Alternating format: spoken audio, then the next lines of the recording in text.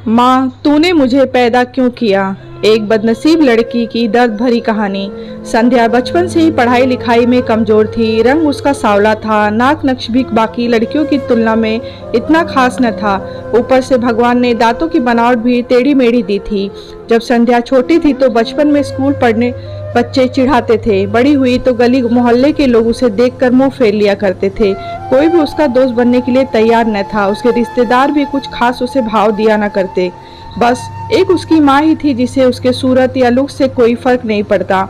माँ संध्या से और संध्या माँ से बेहद प्यार करते। दुनिया भर की आलोचनाओं को सहने की शक्ति भी माँ संध्या के लिए। जब कोई उसे टप्पर बोल देता या जब कोई उसे बदसूरत बोल देता, जब संध्या को शादी के लिए देखने आए लोग उसे बिना पसंद किए लौट जाते, यहाँ तक कि जब खुद के पापा ही उसे मनहूस बोल देते, तब माँ ही तो थी जो उसे समझाती कि लोगों के बोलने से क्या होता है, तू तो मेरी प्यारी बेटी है।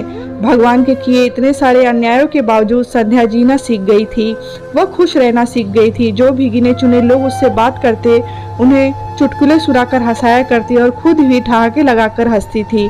इसके अलावा एक और बहुत बड़ी खूबी थी, संध्या उसे खाना बनाने में बहुत मजा आता था। और न सिर्फ खाना बनाने में मजा आता था, उसका बनाया खाना खाकर लोगों को जो स्वाद आता था वह उनको तृप्त कर जाता था। और यह उसमें अपने आप तो नहीं आया था। दुनिया के ठुकराए जाने के बाद उसने अपना सारा समय खाने की रेसिपी की किताबें, रेडियो शोज और टीवी चैनल्स के समर्पित कर दिए थे। संध्या की तारीफ तो कोई भी नहीं करता, लेकिन उसके हाथों के बने खाने की तारीफ हर कोई व्यक्ति करता जो उसे चखता। इस गुण की वजह से संध्या अपने आजू बाजू की औरतों में फेमस हो गई थी, क्योंकि जिसे भी खाना पकाना सीखना हो या कुछ नया पकवान बनाना सीखना हो वह संध्या के पास आती और संध्या भी खुशी खुशी उन्हें सब सिखाती। उसके पास आने वाली औरतें अच्छा खाना बनाना सीख जाती, लेकिन लाख कोशिशों के बावजूद भी संध्या के हाथों का वह जादू जो सबको तृप्त कर जाता वह कोई न सीख पाता।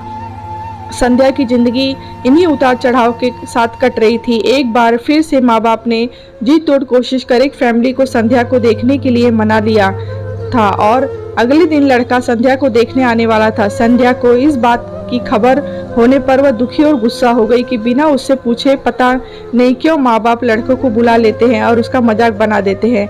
माँ ने संध्या को समझाया था कि ऐसा ही होता है, कोई भी बेटी अपने माँ बाप के यहाँ हमेशा नहीं रहती है, उसे एक दिन शादी करके जाना ही पड़ता है। अगले दिन संध्या सुबह सुबह ही लड़के वालों के आने से पहले ही सज संवर कर कहीं निकल गई थी। उस दिन लड़के वाले घर आकर माँ बाप को बहुत खरी खोटी सुनाकर गए थे। वैसे भी पापा को संध्या पर हमेशा ही गुस्सा रहता था, लेकिन उसकी हरकत ने उनको गुस्से से पागल कर दिया। उस दिन पापा ने संध्या का सारा गुस्सा माँ पर उतार दिया था, यह कहकर कि एक मनहूस बेटी को जन्म देकर भी तुम्हारा मन नहीं भरा था, इसीलिए उसको लाड प्यार देकर सर पर बिठा दिया है। हमेशा अपनी बेटी के बारे में गलत बोलने वालों से नाराज रहने वाली माँ आज खुद संध्या से नाराज हो गई थी और वह अब संध्या के घर वापस आने की बेसब्री से राह देख रही थी ताकि उसका गुस्सा उस पर उतार सके। सूरज ढलने से पहले संध्या घर लौट आई थी। उसने चेहरे पर एक अजीब सी खुशी थी। हाथों में एक चेक था और एक सर्टिफिकेट भी। संध्या माँ से कुछ कहना चाहती थी, लेकिन इससे पहले कि संध्या अपने मुंह से एक भी शब्द कह पाती, माँ ने उसे खरी खोटी सुनाना शुरू कर दिया। गुस्से में माँ बोलते बोलते इतना कुछ बोल गई कि संध्या ने कभी सपने में भी नहीं सोचा था। माँ ने कहा, बाकी सभी लोग सही थे, तुम सच में मनहूस हो, तुम्हारी वजह से हर कोई परेशान है। अच्छा होता जो तुम पैदा होते ही मर जाती, यह दिन न देखना पड़ता हमें।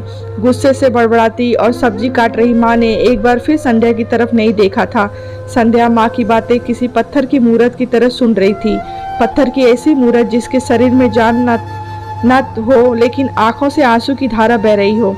संध्या ने माँ से पूछा, माँ क्या सच में तुम भी चाहती हो कि मैं मर जाऊं? क्या इतनी बुरी हूं मैं माँ? अभी भी गुस्सा सर पर सवार होने की वजह से माँ ने कह दिया हाँ। बिना एक पल भी सोचे संध्या ने सीधा अपने कमरे में जाकर कमरा अंदर से बंद कर लिया था। 1-2 मिनट बाद गुस्सा थोड़ा शांत होने पर माँ को अपनी गलती का एहसास हुआ तो संध्या के रूम में की तरफ गई।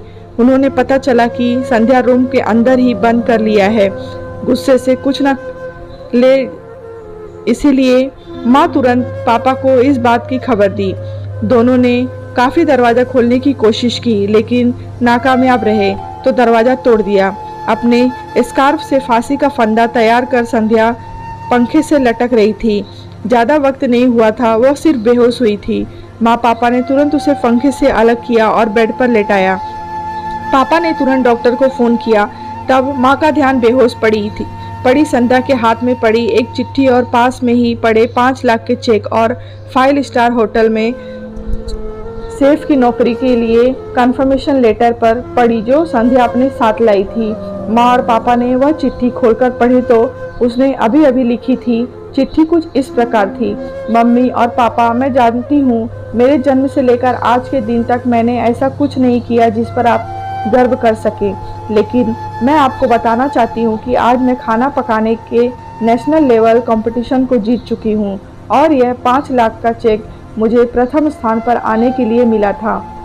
जजीज को मेरा खाना इतना अच्छा पसंद आया था कि उन्होंने मुझे एक बहुत बड़े होटल में बतौर मास्टर शेफ की नौकरी के लिए कंफर्मेशन लेटर भी दे दिया था। पूरी दुनिया मेरे खिलाफ है, मुझे इस बात का कभी फर्क नहीं पड़ा और ना ही बाबूजी की कड़वी बातें मैंने अपने दिल पर ली, क्योंकि मैं जानती थी बाहर से सख्त दिखने मेरे बाबूजी अंदर से मुझे प्यार ही करते हैं। प्यार ना करते होते तो बिना मांगे मुझे कपड़े, मिठाइयाँ, पटाखे ये सब ना ला कर देते। माँ के प्यार को कोई क्या बयां कर सकता है। मेरी माँ मेरे लिए मेरी सारी दुनिया थी। जब माँ मेरे साथ होती तो मुझे किसी बात की परवाह ना होती। मेरी माँ मेरे लिए मेरी थी, इसीलिए मुझे किसी और की ज़रूरत ना थी। मेरी माँ मेरे साथ नहीं है तो मेरी दुनिया मेरे साथ नहीं है, इसीलिए मैं आज दुनिया को ही अलविदा कहकर जा रही हूँ। मैं जानती हूँ आपने कभी भी न कभी भगवान से यह दुआ जरूर मांगी होगी कि अगले जन्म में मेरे जैसी औलाद ना मिले, लेकिन मैं हमेशा यह प्रार्थना करती थी कि अगले जन्म में तो क्या, मेरे हर जन्म में मुझे आप जैसे ही माता पिता मिले। और आप भी यही प्रार्थना करके उसी भगवान के पास जा रही हूँ। चिट्ठी पढ़ते पढ़ते माँ और पापा सर से पाँव तक पछतावे में डूब गए थे। बेहोश पड़ी संध्या के सर पर हाथ फेरते हुए फूट फूट कर रो रहे थे। दोस्तों, पूरी कहानी पढ़ने के लिए धन्यवाद। मैं जानती हूँ यह कहानी आपके दिल को छू गई है। मैं उम्मीद करती हूँ कि आप जाने अनजाने किसी से व्यक्ति या उसके बाहरी लुक की वजह से दिल नहीं दुखाएंगे। यह कहानी आपको अच्छी लगी हो तो लाइक करें और शेयर करें।